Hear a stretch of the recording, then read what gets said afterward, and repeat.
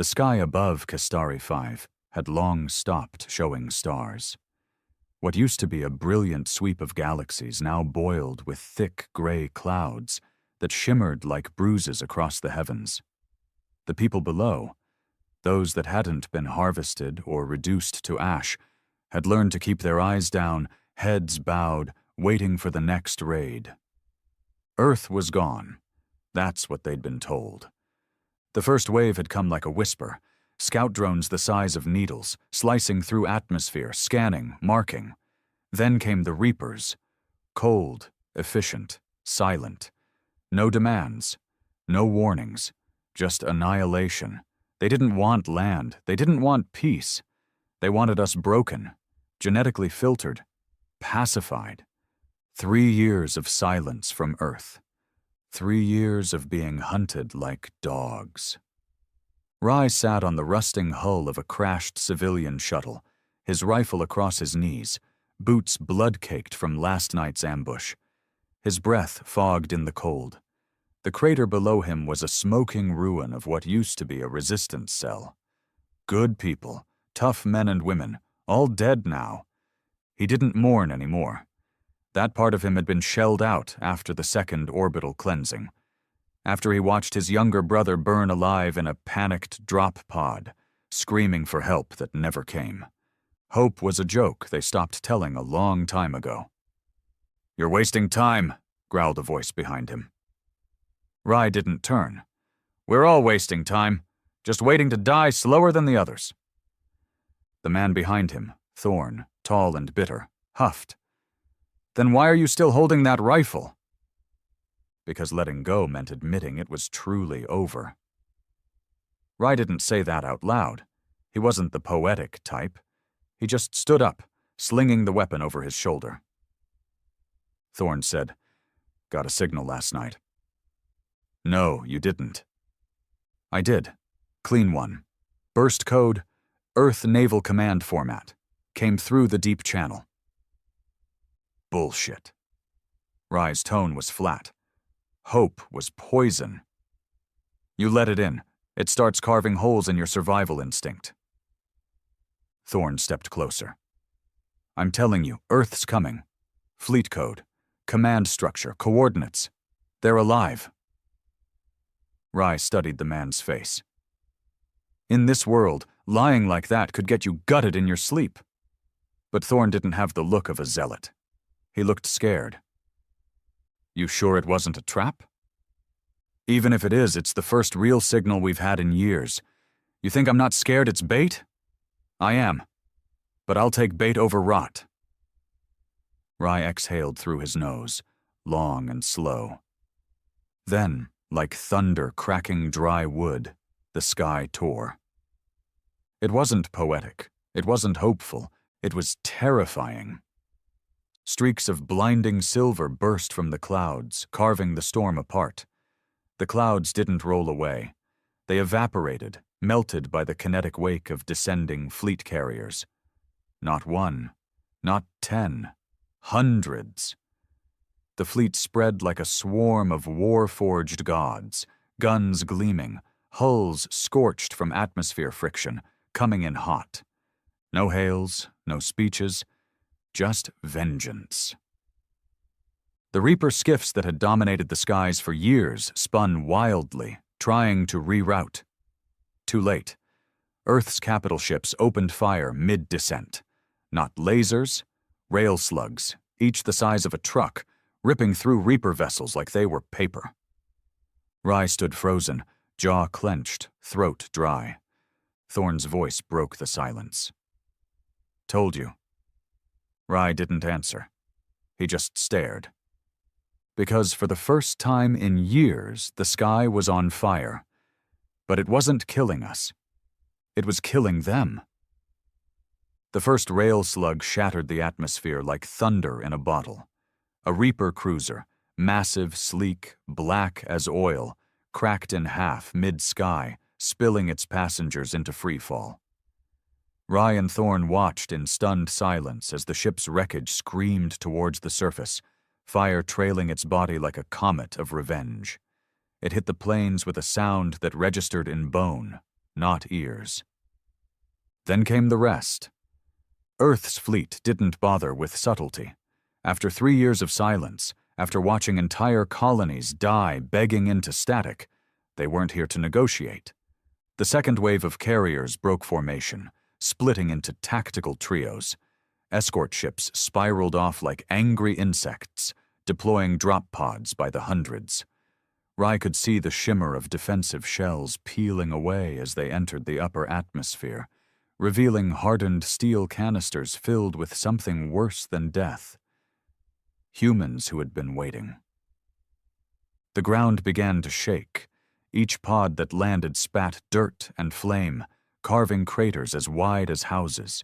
Some slammed into buildings, others impaled themselves in deep ravines. Then they hissed open, and what poured out didn't look like soldiers. They looked like executioners. Exosuits, angular and gunmetal gray, boots like anvils, helmets with crimson visors and HUDs that blinked fury in every movement. Their rifles weren't just weapons, they were judgments. The first squad marched straight through a Reaper patrol without slowing down. No warnings, no tactics, just direct engagement. 4 shots, 4 kills.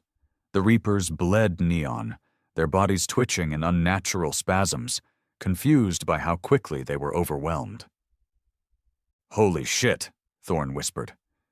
Rai blinked. "They're not infantry. That's Tier 5 armor. That's Black Zone loadout." "That's not supposed to exist anymore." "Apparently someone forgot to tell Earth." A low, steady thrum filled the air, vibration that climbed up your spine. Rai turned his head and saw the source. A tank unlike any he'd seen. It wasn't a tank in the old sense. It moved like it hated the terrain. No treads. Anti-grav base scorched the ground wherever it floated. Its hull glowed with a heat shield, deflecting small arms fire like insects on glass.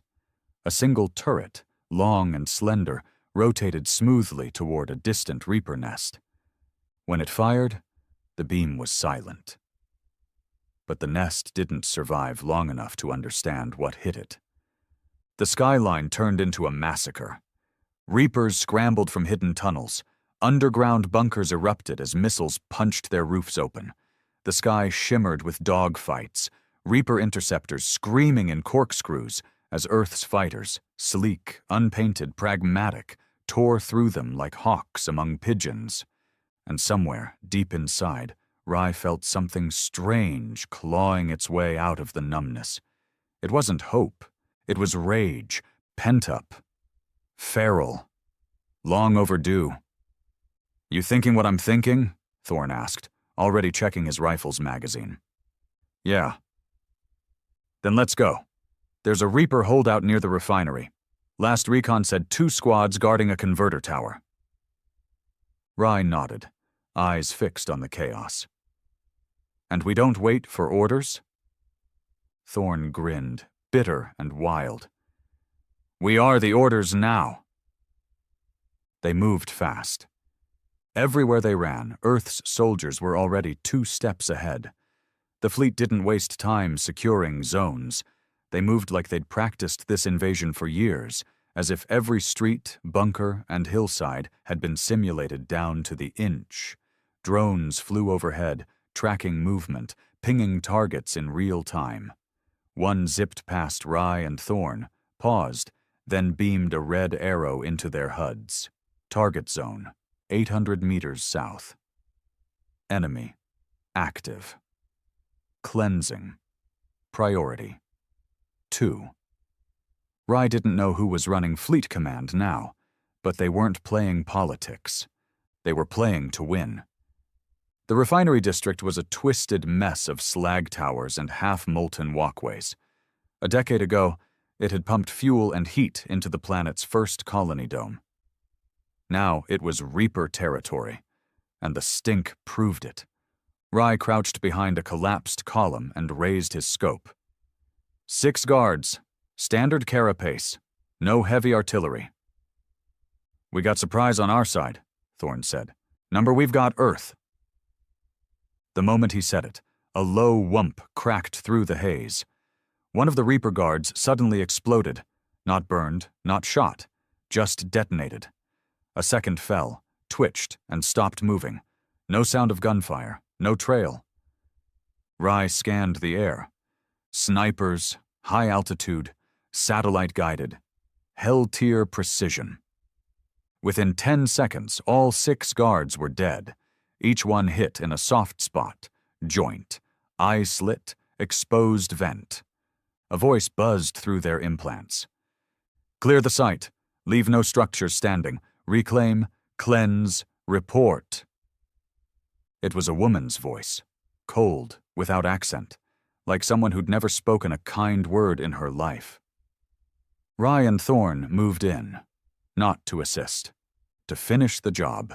Inside the tower, the converter core still pulsed blue. It hummed with Reaper tech, liquid data, organic processors wired into the floor. Rye didn't ask questions. He pulled a satchel from his pack, primed it, and slapped it onto the core. Beep, blink, arm. Time to go. They ran, ducking beneath sparking conduits, past Reaper corpses that twitched with leftover charge.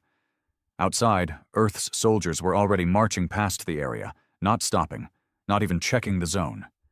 They'd marked it, cleansed it, moved on. Machine efficiency, human brutality. The explosion turned the tower into molten light. Rye didn't flinch. He turned to Thorn. I need to find command. Why? Because I want in. Thorn squinted. You're not in enough already? Number, I want to take this fight all the way back. Not just here. Not just this outpost. I want to follow them to whatever pit they crawled from and burn it to dust. For a long moment, Thorn just stared at him. Then he nodded. Let's find command. They made their way toward the forward operating base, or what passed for one. Earth's forces weren't building forts. They were carving warpaths. The FOB was a mobile citadel, hovering 3 meters off the ground, its interior pulsing with energy. As Rye stepped in, a soldier scanned him and barked, Unit ID? We're not part of any unit. The soldier, helmet off, face scarred, gave them a hard look. Civilians? Survivors, Rye corrected. And we want in. The soldier didn't ask permission. He just tapped his comm. A voice responded instantly. Send them in. The interior smelled like oil and ozone. A command table glowed in the center, surrounded by 3 officers. All of them wore high-tier exogear, but their faces were visible. Hard eyes, scarred jaws, not one smile. You're late, one of them said. Rye blinked. Late? To the war. You think this is the start? This is Phase 6. We've been taking back colony worlds for 6 months. But Earth went dark. Because Earth needed time to stop the bleeding, to prepare. We went quiet so they'd think we were dead. Thorn muttered. They fooled all of us. They fooled everyone, the officer replied. And now we're back, with everything we've got. You want in? Prove yourself. We've got a firebase going up near the polar trench. It's hot. Reaper core nests. You make it through, you're in. No questions? No time. Rye didn't hesitate. We'll take it. As they turned to go, the officer called after them. One more thing. They paused. When you get there, remember one thing. This isn't about saving what's left. This is about making them bleed. Every system, every nest, every drop. Rye didn't smile. He just nodded. Because this wasn't about Earth coming to the rescue. It was about Earth coming for vengeance. The skiff dropped like a stone. No repulsors, no brakes, just free fall. Rye held tight to the grip bar overhead, his fingers aching with the force. Wind howled through the vents. The pilot, a silent bastard who hadn't said more than 5 words, guided them down the icy ravine with surgical violence. Below, the polar trench opened like a wound on the world, miles deep, walls jagged like broken teeth. The deeper they went, the darker it became. No sun ever touched the trench bottom, only the blue flicker of reaper nests and the slow pulse of death. 15 seconds! The pilot shouted. Thorn cocked his rifle, lips set in a thin line. His armor had been upgraded with fleet-grade plating, titanium weave with cold repulsion padding. Still, it couldn't stop the cold from creeping in. "You ready for this?" Thorn asked without looking. "No," Rye said, "but I don't care anymore."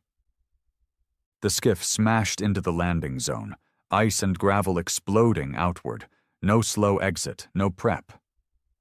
The bay door slammed open and the two men jumped into chaos. Gunfire lit up the trench floor.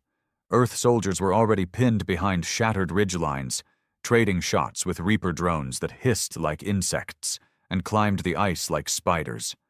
Their weapons weren't plasma. They were something worse. Spine guns, metal shards fired at hypersonic speeds. One Earth trooper screamed as three of them punctured his leg, shredding armor and flesh in one hit. Rye dove for cover behind a jagged chunk of glacier. His breath misted in the air, frozen before it even escaped his mouth. Thorn landed beside him, checking the field. "Left flank's crumbling. Reaper's got a bunker built into the rock." "Turrets?" "Probably automated. Looks like 3 nests. Light carapace sentries, some crawlers." EMP. "Already tried. No luck. Must be shielded." Rye looked at the ice beneath them. "You ever see a glacier collapse?" Thorn narrowed his eyes. "You're thinking demo charges?" "Think bigger. Look, see that ridgeline above the bunker? Fracture point. One hit and the whole shelf goes." Thorn followed his gaze, and a slow grin crept onto his face. "That's why I stick with you." "Because I'm suicidal?" "Because you're suicidal, and usually right." They crawled through the field, ice snapping under their boots. Enemy fire cracked past their helmets. No precision, just pressure. A Reaper crawler spotted them, skittering over a boulder with unnatural grace. Its eyes flashed green. Rye didn't blink. He raised his sidearm and shot it in the mouth. One clean hit. The crawler's body spasmed, then folded like paper. They reached the base of the ridge. Snow piled deep here, masking the depth of the cracks. Rye pulled a thermal charge from his pack and embedded it deep into a fracture vein. 15 seconds after detonation, the whole ledge comes down. Thorn nodded, raising his rifle and providing cover fire as Rye sprinted back. As they reached the extraction line, Rye hit the detonator. The explosion was quiet. But the collapse was not. The ice shelf screamed as it gave way, groaning like a dying god. A cascade of frozen death thundered down the cliffside, slamming into the Reaper bunker and pulverizing everything beneath it. The nests vanished in a blink. Earth soldiers stared for a moment in disbelief. Then cheers. Wild, savage cheers. Thorn clapped Rye on the back. "That's a promotion-worthy stunt." "I don't want a promotion." "What do you want?" "I want to kill more of them." Before Thorn could answer, their comms buzzed. "New priority. Command orders. Deep core breach. Coordinates incoming. Estimated survival time, unknown." Rye looked down at the data flash. The location was deeper than they'd gone. Nearly trench floor. Reaper territory. The message continued. "This is a kill order. No retrieval. No evac. Mission is voluntary." Thorn sighed.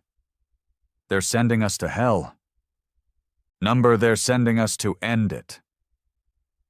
They moved. The trench narrowed the deeper they went. Reaper tech pulsed along the walls. living wiring that shifted when touched, pulling back like veins under skin. Thorn gagged as a scent filled the tunnel, burnt oil mixed with rotten citrus. It wasn't just machinery, it was organic. They reached the chamber marked on the data flash, and they saw it. A core engine, beating like a heart, at least 10 meters tall, surrounded by Reaper bodies that looked less like machines and more like evolution gone wrong. Twisted limbs, eyeless faces. The sound of breathing filled the chamber.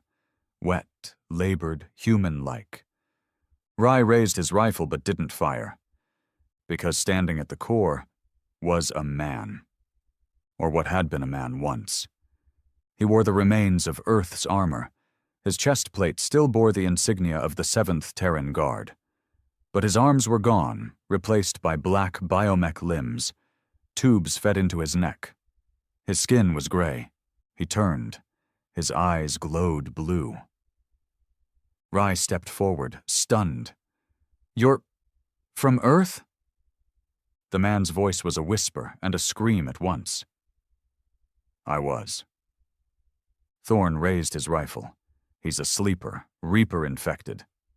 "No," the man said. "I'm worse. I'm proof." "Proof of what?" "That they were never here to kill us. They were here to learn us, to absorb, to build better versions." Thorn pulled the trigger. But the man was fast, inhumanly fast. He dodged, lunged, and tackled Thorn to the ground. They wrestled, blood spraying into the snow, until Rye fired 4 times into the man's back. He didn't die easy. When it was over, Thorn was breathing hard, armor cracked, ribs broken. Rye knelt beside the dying hybrid. "Why? Why merge with them?" The man coughed. "Because Earth will never stop. You'll keep killing. You'll burn whole galaxies to erase what you fear. So I became what you fear." Rye stared at him, then stood. He planted charges at the base of the core, without hesitation. Thorn struggled to his feet, blood leaking from his mouth.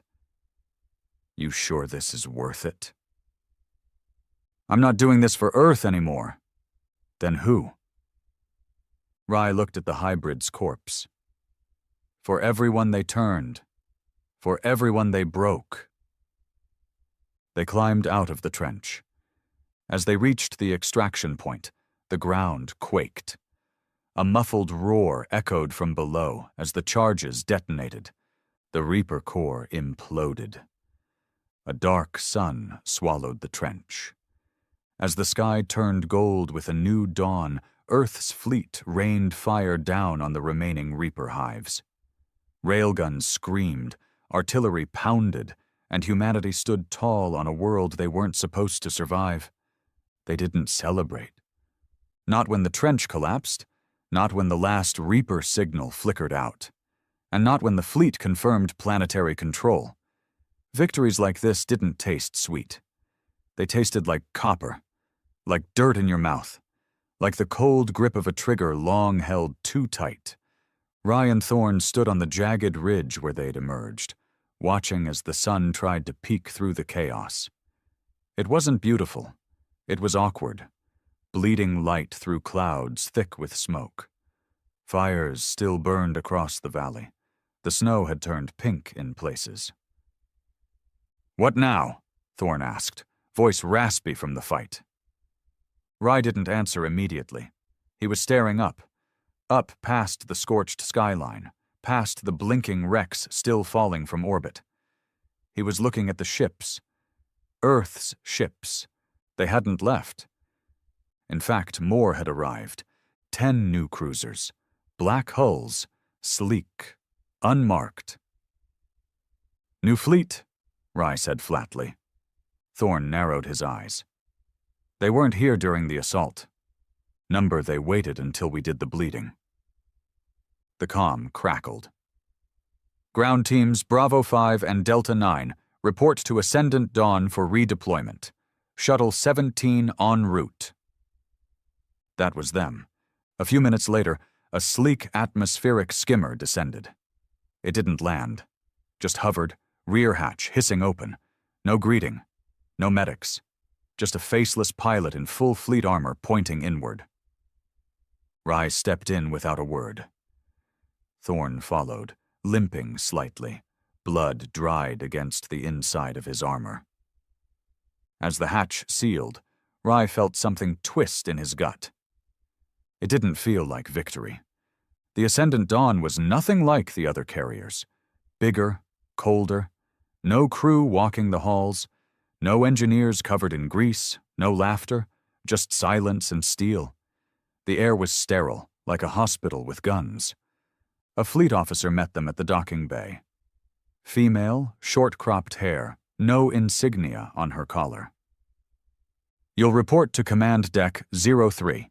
Debriefing is classified. You speak only when spoken to. You move only when ordered. Am I clear? Thorn raised an eyebrow.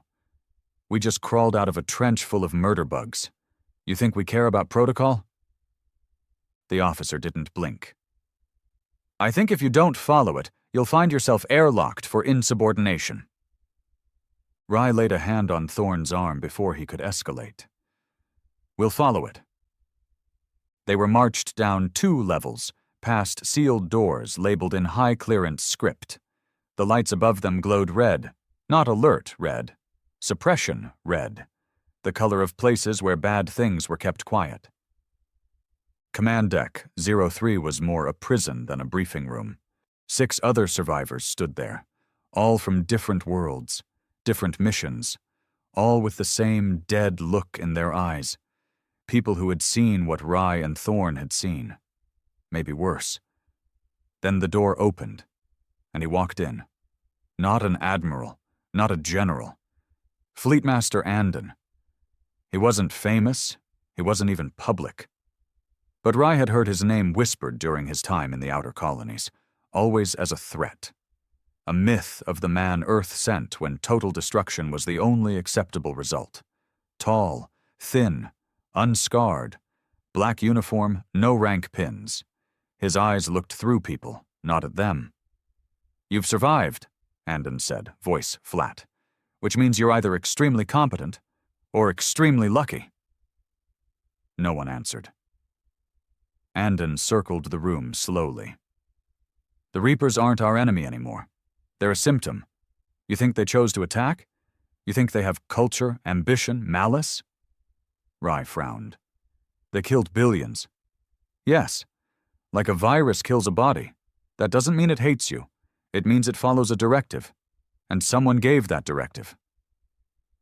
The room stiffened. Thorn spoke before Rye could stop him. You're saying they're controlled? Andon turned to him, those pale eyes gleaming. Not controlled. Created. Engineered. And you just destroyed one of their breeding cores. You don't even realize what you did. Saved lives, Rye said. No, Andon replied. You declared war on their masters. He tapped a console, and a hologram sprang to life, not of Reapers but of humans. Ships, stations, uniforms, all human. But the insignias were different, a spiral inside a red triangle. This is Praxis, a rogue human syndicate that disappeared 30 years ago. We thought they were dead. We were wrong. The image shifted. Labs mutation vats. Biomech hybrids. Rye felt bile crawl into his throat. They built the Reapers? Andon nodded. They wanted to evolve beyond humanity. They failed. So they engineered a race to cleanse what they considered obsolete human DNA from colonized systems. Thorn stepped forward, voice low. You're telling us we've been killing our own people's creations? I'm telling you, Andon said, that we're not at war with aliens. We're at war with a splinter of ourselves. The Reapers are just the scalpel. The hand holding it is Praxis. And now that you've survived the trench, you'll help us cut that hand off. He turned to leave. Then paused. One more thing. This isn't just a fight for planets. It's a fight for history. When this is over, the official story won't include Praxis. It won't include you. There will be no medals, no names on walls. Rye met his eyes. Then why fight it? Andon's mouth curved into a ghost of a smile. Because some of us still remember what Earth was before politics, before compromise, before fear. He left. The silence was thick after. One of the survivors, a man with a prosthetic arm, muttered, "So we're ghosts now." Rye shook his head. "Number we're hunters." Thorn leaned against the wall, still nursing his broken ribs. "You believe any of that?" Rye's voice was cold. "I've seen enough to believe worse." The briefing ended with new orders. Their new target, Krellis Prime. A supposed terraforming station gone dark 10 years ago, now identified as a Praxis-controlled genetics hub. No survivors expected. High enemy presence, unstable climate, biohazard risks, no support, no evac. They called it Operation Null Root. It was suicide, which made it perfect. Their team was small, 8 men, no medics, no engineers, just killers. They boarded a Black Dagger shuttle that didn't bear Earth's flag, didn't even have call signs. Once off the ship, they were no longer soldiers. They were deniable assets. The stars stretched as the shuttle entered FTL. Outside, a universe of betrayal and blood waited. Inside, Rye checked his weapon, locked a fresh mag, and said nothing. Because this wasn't about defending Earth anymore. It was about finding everyone who tried to erase it. They hit the planet hard. No orbital scans, no recon teams, no AI support. Just a straight blind drop into the black zone of Krellis Prime, like slamming a hammer into unknown flesh and hoping to crack something vital. The shuttle didn't even fire retros until the last second, skidding across glassed soil before half-crashing into a rocky ravine. Inside the cabin, the lights flickered. Rye bit back a curse as his helmet sealed with a hard click. Pressure stabilized. Breathing filters hissed. Outside, the world howled with wind that wasn't made by nature. Thorn stood, rifle already in hand. "So this is what hell feels like." "No," Rye muttered. "This is what hell tries to copy." The back ramp fell with a grinding shriek, and the air hit them like a wall, thick, acidic, heavy with a chemical bite that settled in your gut like fear. The surface of Krellis wasn't soil. It was a twisted crust of flesh-like growths and hardened biometal, webbed together like the planet itself had been infected. Behind them, the pilot didn't bother shutting the shuttle off. He just lifted off the second they were out, leaving them in dust and screaming wind. Rye activated his HUD. "Vitals up. Comms open. Thermal sweep. Now." The other 6 squad mates moved with precision. Earth's special ops didn't breed softness. They bred obedience under fire. One by one, their readings synced. All green, until one paused. A younger soldier, name tag Marek, lifted his scanner and frowned. "Sir, there's movement." "Where?" "Everywhere." The HUD lit up with red pulses. Not enemies, not contacts, just motion. Beneath the ground, above the cliffs, inside the structures. "It's the entire planet," Thorn growled. "It's alive!" They moved anyway. No one on the team believed in superstition. Most had seen worse than ghost stories. But Krellis whispered in your ear when the wind blew. It pulled at your boots. It made your vision blur at the edges, like something was always just outside your periphery, watching, breathing, waiting. An hour into the march, they reached the first marker. A Praxis facility. Not a base, not a lab, a spire. Black stone twisted into impossible angles. It rose at least 50 stories. No visible windows, no power lines. Just pulsing veins running along the surface like heat-sensitive cables. It didn't look built, it looked grown. Rye signaled a halt. "Thermals?" "Negative," Thorn replied. "Dead as bone." They approached slowly, boots crunching on ash and metal scrap. The main entrance loomed open, not locked or guarded. It invited them, That was the worst part. Inside, the walls breathed. Not literally, but close. They flexed slightly, skin thin, exhaling faint mist. And the smell was unbearable. Rotting protein. They found corpses within the first 50 meters. Human. Praxis uniform. Torn open from the inside. Merrick gagged. Rye crouched beside one, nudging it over. No wounds, no external trauma, just emptied. Hollowed. As if something had eaten the soul and left the flesh. "I don't like this," Thorne muttered. "We're not here to like it," Rye said. Deeper into the facility, the architecture changed. Beams twisted like bone spines. Floors were part metal, part organic. Rooms no longer made sense, angled wrong, with doors that opened sideways, or ceilings that bled faintly from invisible cuts. Then they found the first subject. It was alive. Barely. Human, at least once. Now half-wired into the wall, its face stretched in a silent scream. Tubes fed into its chest. A soft pulse ran under its skin, like a heartbeat fighting a foreign rhythm. Its eyes twitched. Saw them. Rye raised his weapon, but it didn't speak. Didn't beg. It laughed. High, reedy, wrong. "I remember you," it wheezed. "You were the ones who believed in Earth."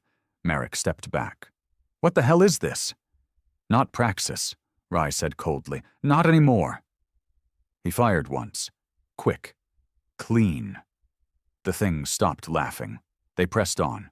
The deeper levels revealed true horror. Incubation chambers. Racks of failed hybrids.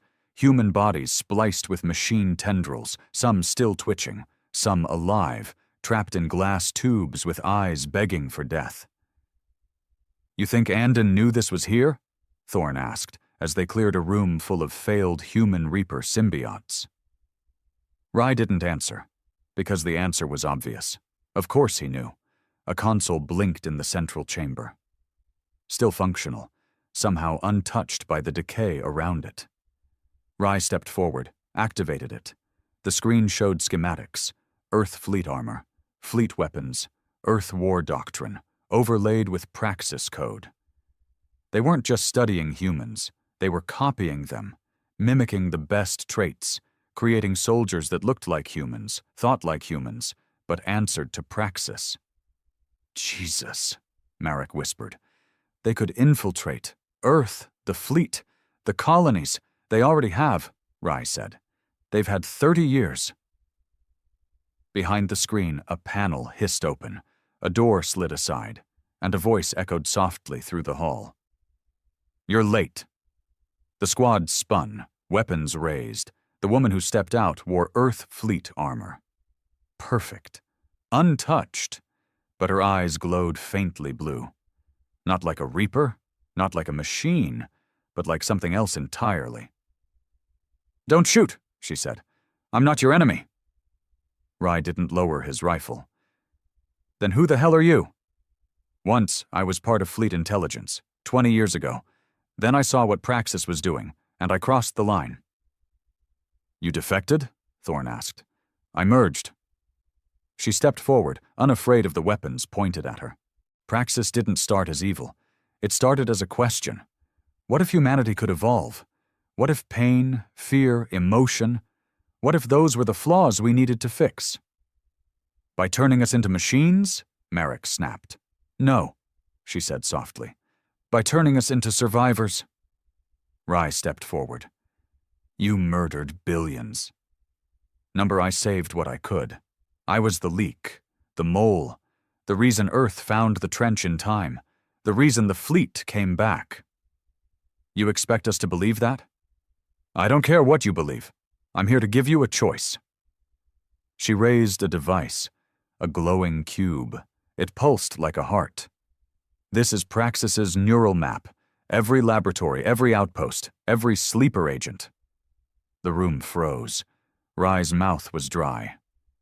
"You're handing this over?" "I'm giving you a chance to end it. Burn every last cell of this virus. But once you do, there's no going back. Earth will know it's been infiltrated. Your leaders will panic, start purging, cleansing, It will be war, inside our own walls. Thorn hissed. There already is. Rye reached for the cube. Then he paused. You could have left. You could have destroyed this place. Why wait for us? Her voice was low, honest. Because I needed someone who still believed in justice, not just vengeance. Someone who would choose to end the cycle, not perpetuate it. Rye took the cube. And for the first time since Earth returned, he felt the weight of something bigger than war. He turned to his squad. We're not just soldiers anymore. Thorn nodded. Number, we're the virus in their system. And we're about to make Praxis wish they never evolved at all. The shuttle was quiet. Too quiet. It wasn't the silence of rest. It was the silence of doubt. Every man in the squad sat with eyes forward, not speaking. Thorn adjusted the sling around his cracked ribs, but didn't complain. Merrick wiped his face with a shaking hand. Two others silently cleaned their rifles, again and again, even though they were spotless. And Rye? He sat at the rear of the shuttle, his fingers closed tightly around the data cube, the Praxis neural map, as if it were a beating heart that might stop if he let go. No one looked at him, because if they did, they'd have to ask what no one wanted to say aloud. What if the enemy isn't out there anymore? What if it's waiting for us at home? When the shuttle pierced Earth's upper atmosphere, the weight of it came crashing down. They weren't soldiers returning victorious.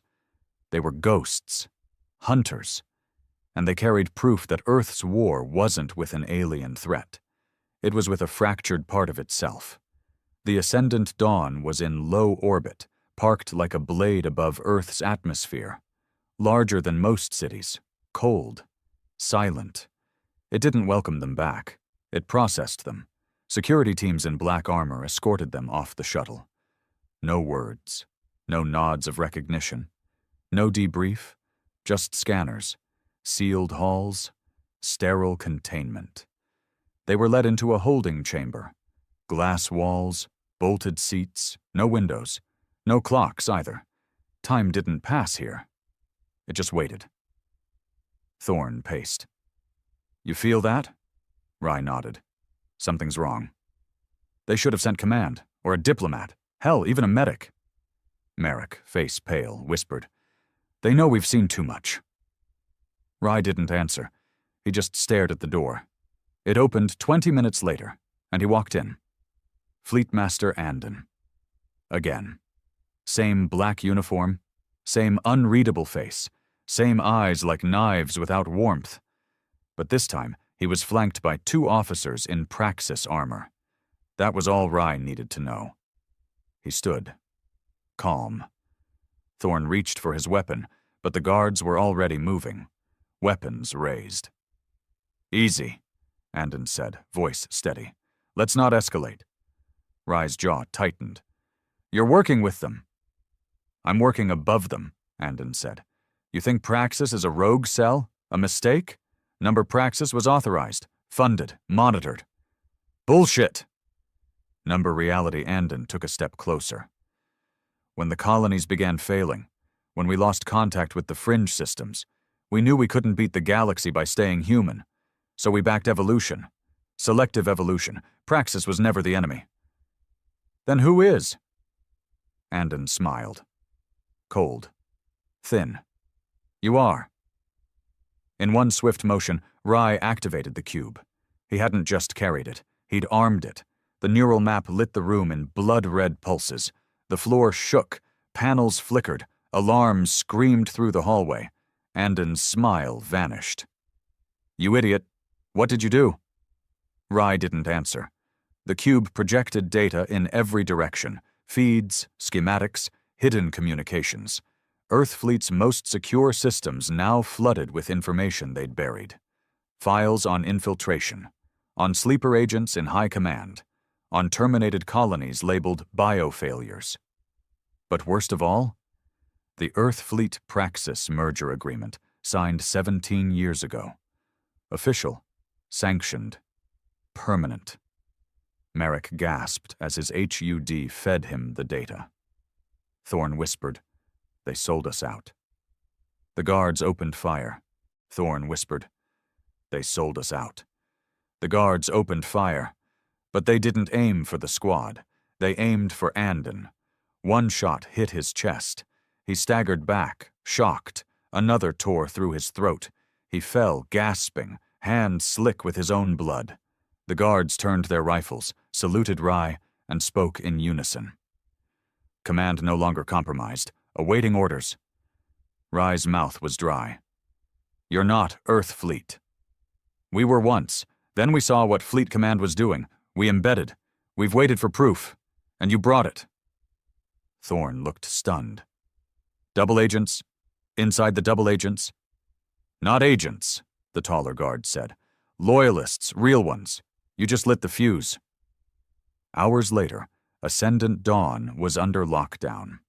Every command-level officer was either executed, detained, or revealed to be part of the Praxis alignment. Ships across Earth's orbit began receiving the data leak. Colonies long thought destroyed received the signal. Praxis was Earth's creation. Earth had betrayed its own. The fleet fractured overnight. Some ships powered weapons, others turned them on each other. Civil war wasn't coming. It had already begun. Rye stood in what used to be Andon's war room. Now it was Command HQ for a faction without a name, just a purpose. They weren't Earth. They weren't Praxis. They were the middle. The ones who still believed in right and wrong, even if those lines were bleeding into each other now. Marek stepped forward. "We have a problem." "What kind?" "Praxis didn't just build Reapers. They built something else." The hologram shifted. A massive fleet. Ships bigger than anything Earth ever built. No identifiers, no humans on board, just harvesters. AI-guided, hyper-adaptive, programmed not to conquer, but to erase. "They call it the GOD protocol," Marek said. "Global Organism Disintegration." Thorn snorted. "Catchy." "They're already moving," Marek added. "Not toward colonies, toward Earth." Rye stared at the projection. Dozens of ships, thousands of drones, a planetary wipe force, and Earth, unprepared, divided. He turned to the others. "Then we don't pick a side." They looked confused. He stepped forward. "No Earth, no Praxis, just survival, just truth. We expose everyone. We hit Praxis where it hurts. We take back control. And if Earth resists us?" Thorn finished for him. "We burn them too." By the end of the day, the faction had a name. Project Black Dawn. An unofficial unit. No code, no history, no forgiveness. Only one objective. Cleanse the rot. All of it, from both sides. Because in a war where the lines have blurred beyond reason, sometimes the only way to save humanity is to wage war on everything that wears its face. The war began with a whisper, not an explosion, not a speech, just a silent data packet broadcast from Ascendant Dawn to every secure fleet channel across the system. Inside it was the neural map, footage from Krellis Prime, and the agreement that had damned Earth 17 years ago. Fleet Command called it a breach. Black Dawn called it liberation. The first ship to turn was Valiant's Edge, a colony resupply cruiser. Its captain uploaded the entire packet into civilian networks. Within hours, thousands of colonists were rioting against fleet authorities. On Mars, a Praxis-aligned genetics station exploded under mysterious circumstances. But those were tremors. The quake came next. Operation Glass Seed. Rye stood at the center of a war room that wasn't designed for war. It had been built to process victories, not plan treason. He stared at the target projection. The Helix Bastion, Earth's largest satellite-based relay hub, where Praxis's main signal AI operated from orbit. Destroy it, and every Reaper still roaming the galaxy would lose synchronization. They wouldn't die. They'd go feral, killers without coordination. That was the point. "Give me a status check," Rye said. Merrick tapped through the data. The bastion's shielded. Praxis tech. Layered frequency cycling. Anti-detection cloaks. Standard weapons can't breach it. Then we're not using standard weapons. Thorn entered, face pale but focused. His ribs were still healing, but pain wasn't stopping him. Not now. We have 3 options, he said. Slip past their defenses using the old Earth Fleet handshake codes from before the breach. Won't work, Merrick cut in. They've patched those holes. Thorn nodded. Then second option. We drop a stealth torpedo loaded with a dirty EMP charge. That fries the station, Merrick replied, but it also fries every unshielded ship within 20 kilometers. That includes half the colony transports. Rye didn't flinch. Third option? Thorn hesitated. Then he said it. Board it. Kill everyone inside. Manually disable the AI core. The silence that followed wasn't fear. It was acceptance. Rye looked at each of them. How many on board? 200 at least, Merrick said. All Praxis? No idea. That's enough, Rye said. We go in hard. We go in fast. We don't ask questions. If they raise weapons, they're enemies. Thorn nodded. What's our entry vector? Rye pulled up a separate schematic. The Asterius Belt. Debris field from the old lunar mining conflict. We can use it for cover. We'll slingshot around it and drop in through the maintenance bay, undetected if we time it right. You mean if we survive the belt? Merrick muttered. Thorn cracked his neck. One problem at a time. They flew a stolen fleet corvette, Seraph Unit 6, stripped of trackers, reprogrammed with old ID codes, blackened to avoid scanners. Inside, it felt like a funeral. No music, no light except what the consoles gave off. Just breathing, numb fingers gripping weapons. Men who weren't going to come back. Rye sat at the front of the cockpit, helmet off, eyes locked on the belt ahead. The Asterius wasn't debris. It was a graveyard of twisted steel and frozen corpses, shattered hulls from a war most had forgotten. But the ghosts here hadn't. They scraped the hull, screamed in the windless vacuum. The ship rocked as they passed through. Alarms flared. Hull integrity dipped. But they made it. The Helix Bastion loomed like a silent monolith in the void. No weapon turrets, no fighters. It didn't need them. It had the arrogance of untouchability. Brace, Rye said. The ship dove. Impact was precise. The maintenance bay crumpled under the landing skids. Screams filled the air. Not alarms. Human screams. Technicians and engineers crushed under steel and fire. Rye led the breach team through the smoke. No mercy. No hesitation. The first guard barely got his rifle halfway up before Thorn blew a hole through his skull. They moved room by room, executing clean, brutal sweeps. Some staff tried to run, some tried to surrender, but too many wore Praxis tags. And that meant no forgiveness. They reached the core access within 13 minutes. Marek slammed a breach code into the console. It didn't work. Then he looked up, pale. It's locked behind biometric keys. Only command-level officers can open it. Rye's jaw clenched. We improvise.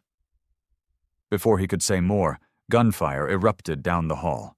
Marek dove. A round caught his leg.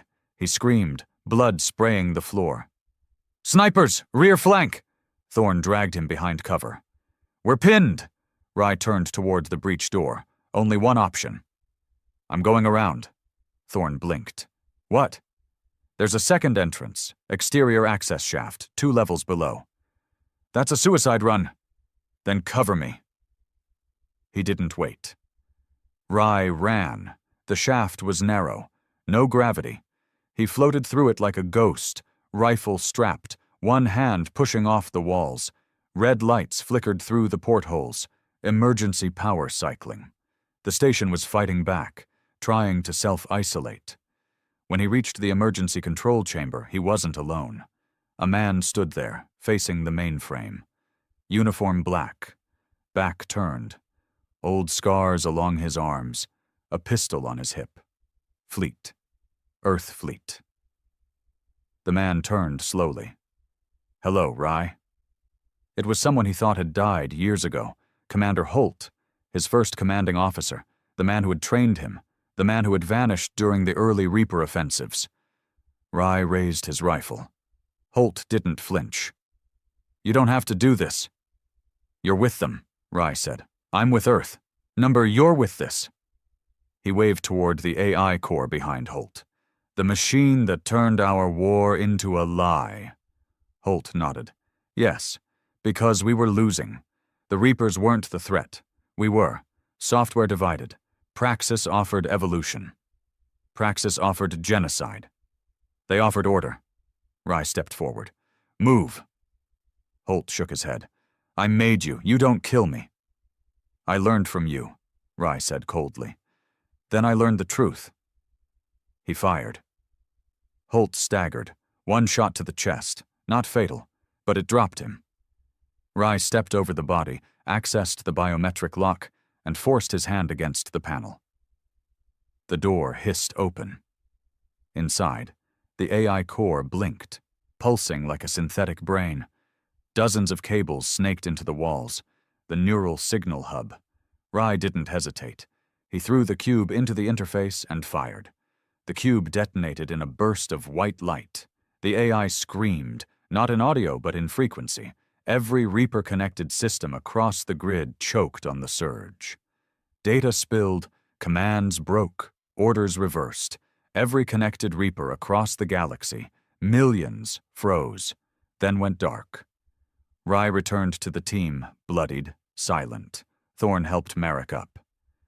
"Did you finish it?" Rye nodded. "They won't coordinate again." "Not for a while?" "Not ever." Thorn looked up at the flickering lights above.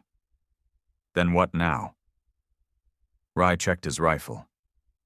"We hit what's left. We purge every lab, every handler, every fleet loyalist who stayed quiet while Praxis twisted the knife." Merrick coughed. "You know this war won't end with us." "No," Rye said. "But it starts with us."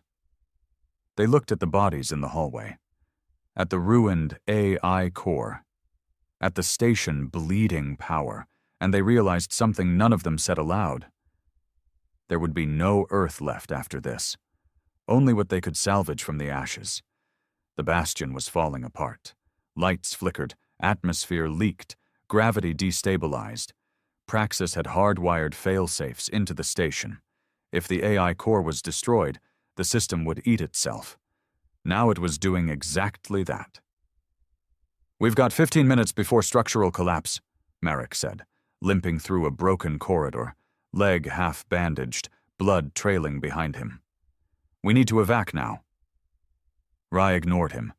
He was watching the monitor, the feed streaming from deep orbit. Praxis fleet remnants were responding. 3 capital ships had broken from dark space and were heading for the station. No Earth fleet markings, no signals, just black hulks burning toward them like the last breath of a dying god. "They're coming to erase the evidence," Rye said. Thorn stood beside him, bruised, ribs taped, eyes burning with something cold. "Then we don't let them." "We're outgunned. We've always been outgunned." "Not like this," Merrick snapped. "We've done enough. We lit the match. Let the rest burn without us." But Rye shook his head. "No." He turned. "I started this. We all did. But I'll be damned if we let them wipe this out like it never happened. People died for this, for the truth. I'm not leaving it behind." Thorn looked at him for a long time, then nodded. "I'm with you." Merrick stared. "You're both insane." Thorn grinned. "What else is new?" Rye turned to Merrick. "Get on the shuttle. You're wounded. You've got the backup of the cube in your suit. You survive. You make sure this gets to the next generation, all of it. Every lie, every kill. I'm not leaving you behind." "You're not. You're finishing the mission." For a moment, Merrick said nothing. Then, quietly, Don't die up here. They stayed behind. As the shuttle pulled free and rocketed into the black, Rye and Thorn stood in the bastion's belly, just outside the reactor chamber. The last defense system was still intact. Heavy cannons, tracking software, but no pilots, until now. They climbed into the gunner pods. Manual control. No AI, just hands, just instinct. Praxis didn't slow down. 3 ships, massive, weapons primed, shields online. But they didn't expect resistance from a burning station. They didn't expect humans who had nothing left to lose. The first shot came from Rye's pod, a concentrated beam straight through the underbelly of the lead destroyer. Its shields flared, then ruptured. Thorn followed with a slug round, an old kinetic projectile from Earth's outdated war doctrine. It struck the second ship amidships, cracking plating, but the retaliation came hard. Laser fire tore across the bastion's flank. Alarms screamed. The structure shuddered. Systems crashed. "Keep firing," Rye shouted. "Until we're out of ammo or lungs," Thorn called back. The third ship launched boarding pods, 6 of them, spear-shaped, high-velocity, coded to pierce hulls and deploy shock teams. They didn't make it. Rye targeted them mid-flight. Boom, boom, boom. The sky lit with shattered metal and corpses. But then, the lead ship fired a primary cannon. Direct hit. Rye's console exploded, fire and glass. His vision went red. The room spun. Alarms wailed. He looked to his right. Thorn's pod was gone. A hole where it had been. Just gone. "No, no, no," Rye coughed, forcing himself to crawl across the wreckage. Heat scorched his gloves. Shrapnel buried in his back. He found him slumped against the wall, barely breathing. Helmet cracked, blood soaking his uniform. "Thorn, Thorn." The man blinked, grinned. "Still ugly, Rye." Rye grabbed his hand. "We can still get out." Thorn shook his head. "No shuttle. You sent it. You did the right thing. I'm not leaving you." "You already are." He pressed something into Rye's hand. A second cube. Not data. A trigger. "What's this?" "Failsafe. The Bastion's core has enough fuel to take all 3 ships with it, but someone has to stay to arm it." "No. It's got to be you, Rye. You're the one who never stopped." Thorn pulled him closer. "Let me do this, my way, with purpose." Rye's hands trembled. Then he pressed his forehead to Thorn's. "Thank you." "For what?" "For reminding me I wasn't fighting alone." He made it to the escape hatch just as the station began its final collapse. One pod remained, old, rusted, meant for cargo, but it flew. Behind him, the Bastion lit up, and then it screamed. The core ignited in white fire. The explosion ripped the dark open like a wound. All 3 Praxis ships were consumed in the blast. A fireball so bright it was visible from the Earth's surface, like a second sun rising above the sea. When Rye woke up, he was in a civilian medical unit, a dirt-floor clinic. On a colony world he didn't know. A woman stood over him, rough clothes, calloused hands. Not a soldier. "You fell from the sky," she said softly. He coughed. "I didn't fall, I crawled." "You brought something with you." She lifted the cube, the last backup. "I brought the truth," he said. She nodded. "We've been waiting for it." In the weeks that followed, the data spread. Every corner of the galaxy, every colony, every outpost, every child who had been told Earth was their protector. Now they knew the truth. Praxis crumbled, hunted, scattered. The fleet shattered into pieces. Some stayed loyal to Earth. Most went rogue. But Black Dawn didn't disappear. They didn't become rulers. They became warnings, symbols of men who stood when everyone else bent, of soldiers who said no more. And Rye? He walked across worlds, silent and alone, never staying long. because peace wasn't something he believed in anymore. Only memory, only stories. And in every place he left behind, children told one in particular. About the day Earth's traitors came with machines, and the ghosts came back to end them.